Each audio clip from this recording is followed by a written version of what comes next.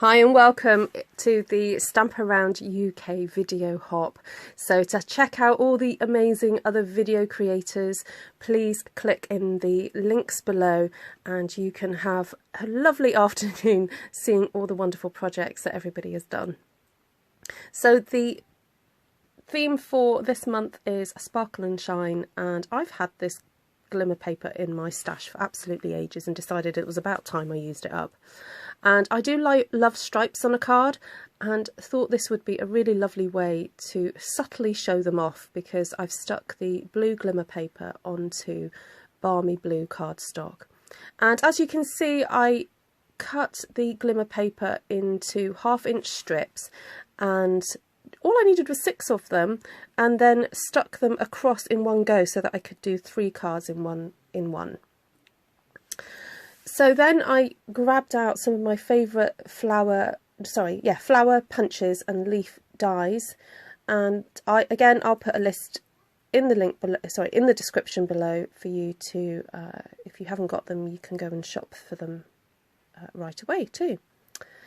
So I had a lovely little play around with all the different flowers, shaped the daisies, and used the rainbow glimmer paper to cut out those flowers. And what's so great about that paper, or glimmer cardstock, is that you can use various parts of it and, either focus on the purple or pink or the yellow and whatever, and you can get so many different results from that just one piece of cardstock or glimmer paper. So this die I cut down a little bit, this die cut, because it's quite big and I just wanted it to be little leaves sticking out from the flowers.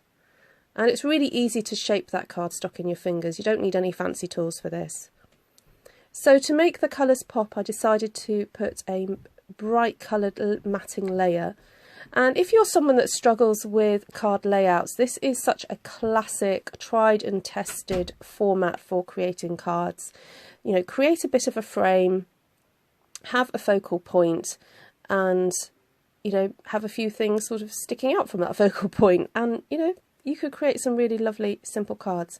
The other tip I would give is stick to a simple colour palette as well. So here we've basically got the blue, and then blue plus maybe 2 or 3 other colours, and the colours are repeated, and it just helps to bring your eye to that focal point in the middle.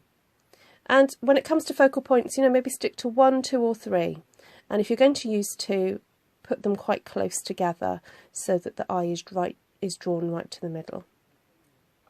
Yes, I am using my trusted heat gun that's got loads of gunky glue on the side of it, but when sticking the glimmer paper and doing a project that you want to kind of get done quite quickly, I do turn to it because I find it so much easier. These can be picked up really inexpensively from your local hardware stores if they're open, or online. Mine was about £5, and I would always say, please don't spend more than about £5. They are such simple tools and great. So I finished these cards off using those beautiful gems from the Autumn Winter catalogue, and used my pick tool. I'm really getting into using my pick tool for gems. Not so much with the bigger ones, the bigger gems. The pick tool doesn't seem to handle those well, but certainly the small ones. Right, thank you so much for joining me today, and I hope you have a great time checking out all the other projects, and I'll catch you again soon. Lots of love, take care for now, bye.